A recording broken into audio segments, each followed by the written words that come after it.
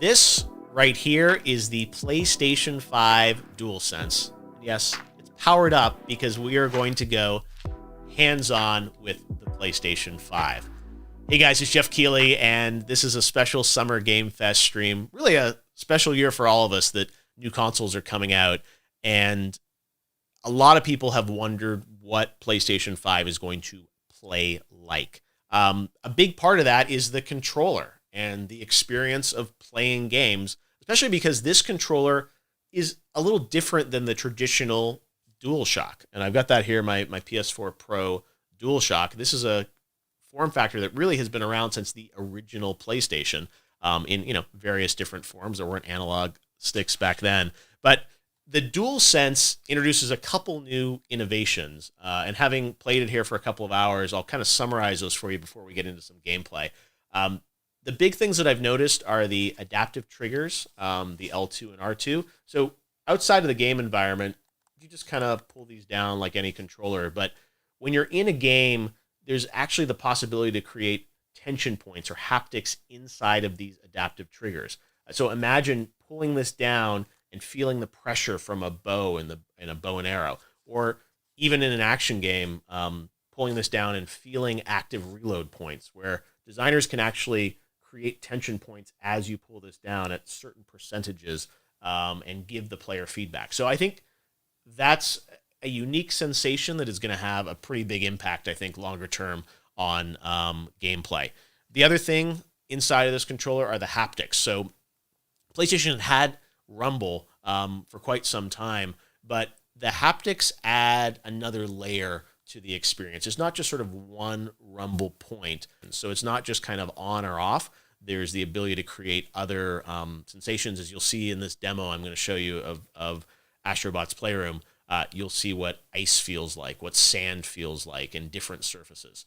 The other thing that I've noticed is that the speaker in the DualSense, it feels like it has much more range than the PlayStation 4 speaker, and it often directly ties into what's happening with the haptics. At least in Astro's Playroom, there's much more variety in the types of sounds coming out of the speaker. And I'm sure every game will use it differently or may not use it as much. But at least in this demo, you really do sense that there's a lot going on with the haptics and there's sound that ties into it. And then when you combine that with the Tempest 3D engine in PlayStation 5 for the speakers, the sort of harmony between the controller sound and what's happening in the PlayStation 5 is really, really unique and interesting. So those are the things I noticed in it. Some people have asked also about, like, what's the weight of it? What does it feel like? Compared to the DualShock for PS4, it definitely weighs a little bit more, but doesn't feel substantially heavier. And if anything, I think it actually has a little more heft to it, in a good way, that it feels more structured, and there's more sort of inside of it. So centered, but definitely feels good to me. So let's talk about what we're going to play today. What we're going to check out is Astro's Playroom, and that is the game that comes packed with the PlayStation 5. It is pre-installed on the system. You don't even have to download it. And it's not just like a tutorial demo of 15 minutes. It's a multi-hour game. We're going to get to play one section of it today.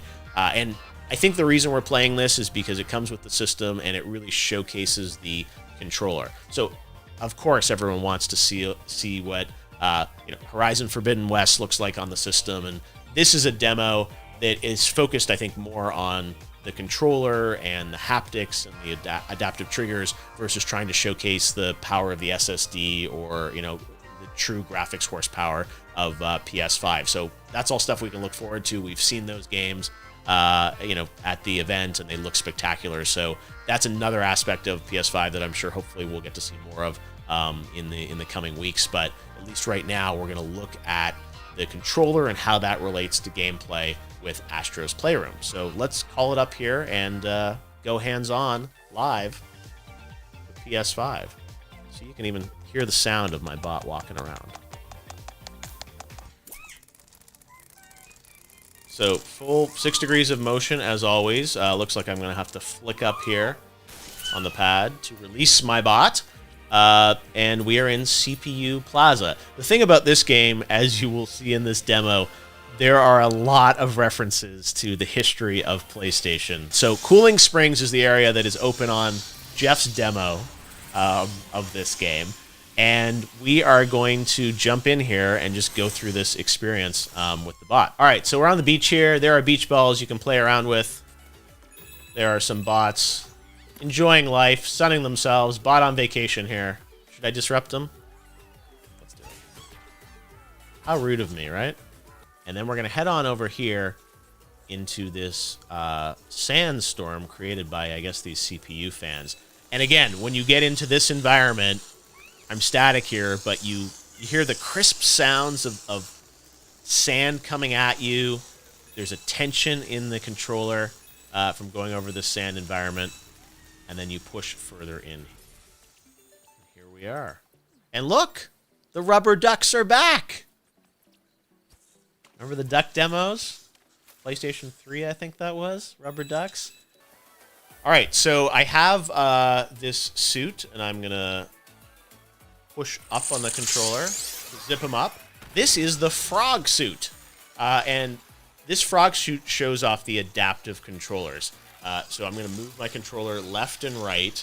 And these adaptive triggers are really, really cool. And I've never felt something like this before in a console controller. As you push down on the controller, there's tension now in these adaptive triggers, and it's programmable. One thing that I think is really fun about this demo is it makes you think of how these technologies are going to be used in other games. So you think of Ratchet and Clank. I mean, obviously a lot of this gameplay similar in style to a Ratchet game. So you think of all those crazy graphics that we saw on the stream, but with this type of control and this kind of fun. So now we've made it to the frozen pool area of Cooling Springs. And here, we're going to pull down on this. And again, you see this ice, but you hear a storm literally inside of the DualSense, and sort of a small little rumble from the haptics. Little ice shards here. As you go past every ice shard, you hear the little tink of the ice shard. I wonder if I put this up to the mic, this is not ASMR, this is PSMR. Do you guys hear that? His little footsteps? All this is coming out of the controller. Got a checkpoint here. Now this one, you actually have to blow into the controller. Again, this one, you pull back, just like a bow and arrow almost. And look, I unlocked a PlayStation 3. I have a PlayStation 5. Well, I had a lot of fun playing with the DualSense controller and Astrobot. And I wanted to get a little more information on all things PlayStation. So joining me now is the worldwide head of marketing at PlayStation, Eric Lempel. Eric, how we doing? Hi, Jeff. How are you?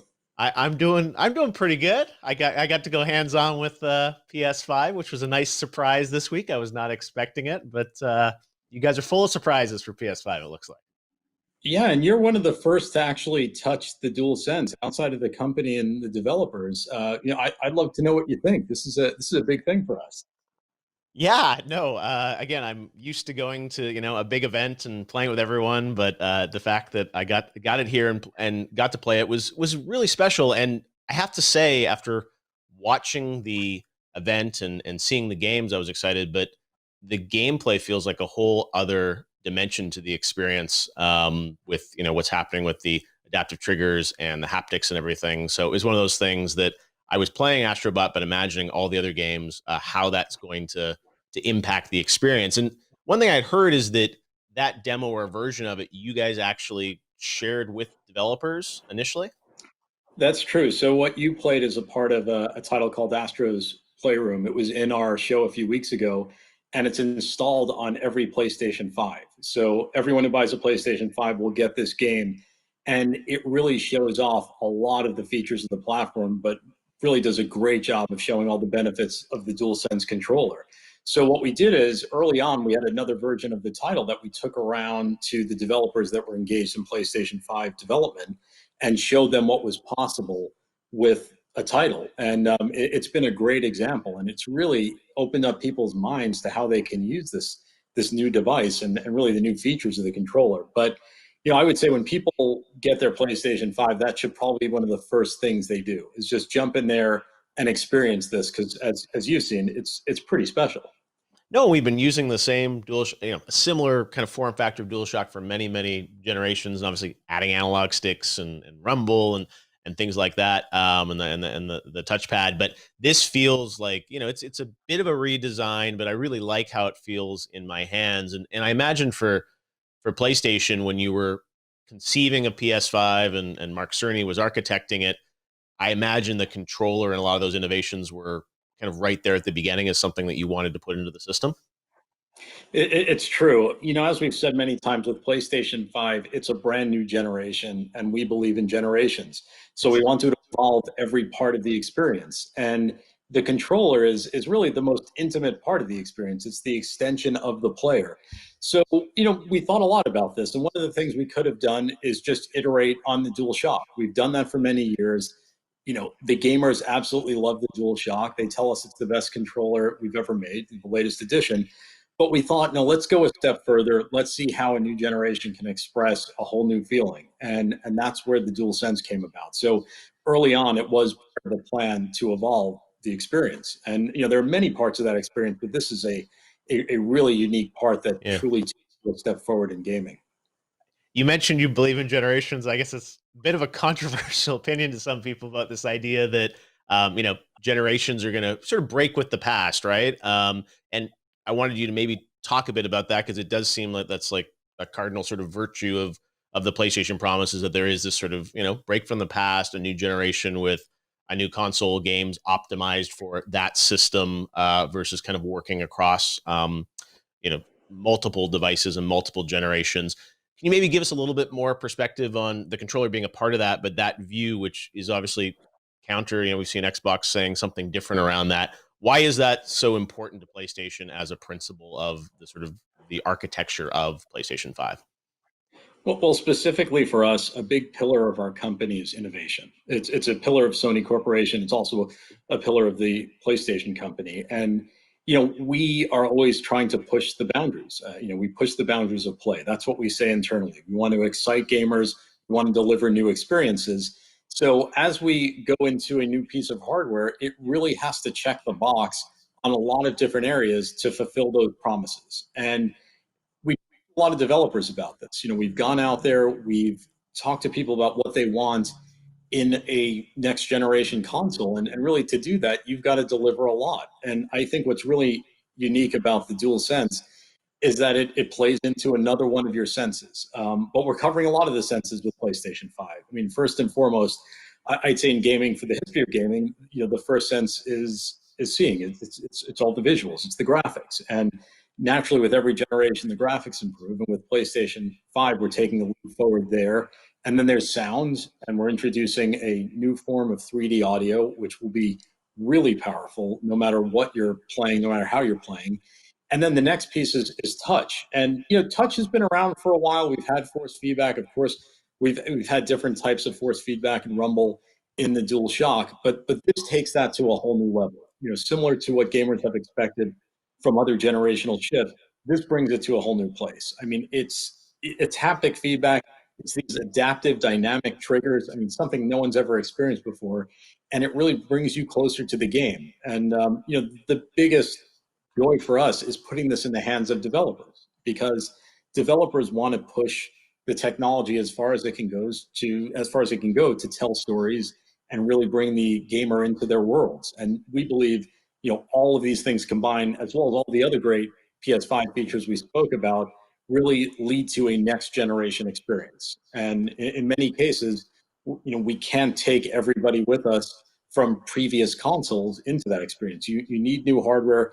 You need new devices to experience what these developers want you to experience. And I imagine, PS4, there'll still be games coming out for it. I mean, it's not like the pipeline stops there, but there's this sort of new set of experiences that will be exclusive to PS5, right? Exactly. PlayStation 4 is a big part of everything we do, and it will continue to be a big part of everything we do. There's a lot more to come on PlayStation 4. I think most recently we're seeing, some of the greatest titles this generation have released in recent weeks, but that will continue. And again, PlayStation 5 is the next generation product, but again, we've got a lot to come for people on PlayStation 4. Still a ton of life in that product. When I was playing Astros, one of the things that my mind started racing with was thinking of how this is going to apply to a game like Ratchet, because sort of similar gameplay style, but with the audio, the speaker in the DualSense, and the haptics and the adaptive triggers. One feature we haven't talked much about is the SSD and that sort of input output on the device and how that's going to allow a lot of interesting things. And when I saw the event in June, that Ratchet trailer just blew me away with like jumping between those worlds so quickly. And could you maybe talk a bit about like that feature, which I didn't really, Astro's not a game I think that really is dry, needs the SSD to function the way it is. Can you talk a bit about the SSD and how that's going to impact the experience? Sure, sure. And this ties back nicely to your question about generations, because when you look at a game like Ratchet, and we've talked about a lot of different features today, and as you mentioned, we haven't mentioned SSD. That is another thing that will make the whole gaming experience different. It'll make it better, but it also allows the developers to do new things. It isn't just about faster loading time. And you take a great developer like Insomniac, and they found a way to say, okay, look, here's a game that could only be made on PlayStation 5, on this generation, using this technology. A lot of what you saw in the show, jumping through those different worlds instantly, just can't be done in most cases. And it needs new hardware, it needs new power. So that's something we're looking forward to. I mean, all of these things come together. You combine that with 3D audio, with a controller, ray tracing. I mean, these are great experiences, and these developers know how to harness every piece of those features to really bring you a unique experience. And that really speaks to what next gen is for us. So that Ratchet game like couldn't be done on PS4. I guess if you did it, you'd have to fundamentally change the kind of the architecture and the gameplay of it. You would have to change it. You would have to change the way the game works. It would be a different experience. According to everything that Insomniac have told us, this hardware allows them to deliver on this vision. They could not make it. If they did, it would just be different. You would be playing a different type of game, and the experience would be different. Yeah, no, I have to say, after playing with the controller, DualSense, and the experience, I definitely got a sense of where you're taking things moving forward. And let's talk a bit about that, because you guys had the big event, so many great titles. I think gamers are very excited about PS5. I think we saw even this week there were rumors that pre-orders were happening and the Twitter lit up. I don't know where these rumors start, but I have to ask you, like, are you about to press the button now for pre-orders? Like, when can we expect to get our PS5? No, definitely not now. We don't know what happened there. We had nothing to do with it. I got a message from someone saying people are lining up at stores, and we had no idea why. So I think it's safe to say, for all of your viewers, we'll let you know when pre-order will happen. We will let you know. It's not going to happen with a minute's notice. We're going to, at some point, let you know when you can pre-order a PlayStation 5. So please don't feel like you have to go run out and line up anywhere until you receive official notice on how that'll work. So I don't know how that happened. Don't know who did it. Wasn't us though. So well, but look, I mean, as a marketer, I'm sure it's great to see there's that much anticipation for your product. Oh yeah, no, look, we absolutely love all of the PlayStation fans, and we're thrilled that they're excited about this product. And again, with this product, we're trying to bring them experiences they didn't think were possible. And you're experiencing some of that. One of the first people to experience that.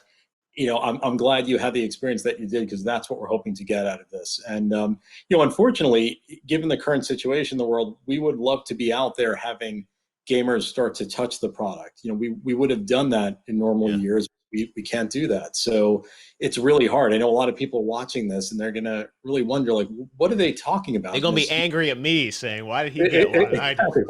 Why did Jeff get to do it? But I think it's really hard to describe. I mean, you've heard us talk about this, but now you've gone through the experience, and you can see it's different. One thing I wanted to ask you about, you and I have known each other for a long time, and I'm excited that you're in this worldwide role for PlayStation now to kind of unify the messaging around the world. And there was a new tagline for PlayStation that showed up in the event in June, which I think was the first time people had seen it. And can you maybe tell us a bit about this new kind of tagline, which is global for PlayStation? Certainly, and thanks for noticing that. That was actually the last bit of the show. That was the last thing you saw on the show was this new line, which is "Play has no limits." And as you said, we've known each other a long time, and you've known how the PlayStation organization was structured. And in the past, we were really separate groups around the world that all worked together and laddered up to a parent company. And in recent years, we've started to globalize, and we've seen great benefits from that in many parts of the organization. And so another part of this was the marketing piece. And really, if you look at great brands around the world, they all feel similar, or at least to great degree similar. And a part of that is the global brand line. And these lines, if they're good, they stand the test of time and they stick with the brand for a long time. So this was a hard job for the team. We went back and we looked at this and we thought, what type of line would really satisfy the world and at the same time live up to our ambition as a company, as a brand? And that was play has no limits. That's what we believe. And there's many different ways to interpret it. So I'm going to leave it to all the viewers to interpret it the way they like.